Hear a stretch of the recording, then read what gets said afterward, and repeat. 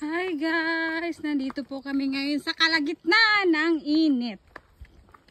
Guys, kasi nga, mag-iigib po kami ng gasolina doon sa Sapa.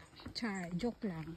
So, pupunta po kami doon kung saan po pinarking ng kapatid ko yung motor namin kasi nga hiniram niya kaninang umaga. Hindi naman po namin in-expect na ganun ang mangyari po talaga sa electric ngayon na mabalik pa daw after 3 days. So, kailangan po ngayon namin pumunta ng city para makabili kami ng gasolina para magkaroon kami mamaya ng ilaw mamayang gabi. Ayan, nandito po kami ngayon sa gitna ng kainitan at saka sikano.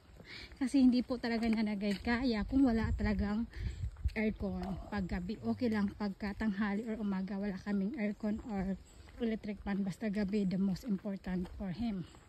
English yun, di ba? So, ngayon, ayun.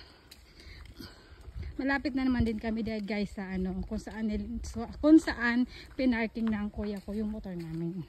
So guys, talagang hindi po natin talaga alam, nagkakataon po lang talaga lahat ang nangyari ito.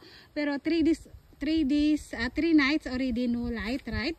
Yeah, tonight. Yeah, so expected po namin guys, ngayon po ang balik ng ilaw. So bad news po guys kasi sabi ng talaga ng kumpanya ng aming electric na hindi daw talaga kayang ibalik ngayon kasi nga yung transformer namin ay hindi na kaya talaga niyang magtapo ng ganong kalaki ng electric kasi nga yung sa amin kasi sa amin linya medyo malakas po yung gamit ng kuryente, so kailangan po talaga palitan muna ng transformer yung linya namin bago kami magkaroon ng light.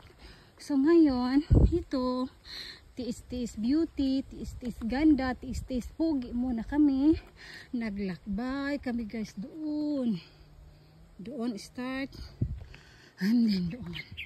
Sobrang init. Yeah. So sobrang init po guys, but it's fine.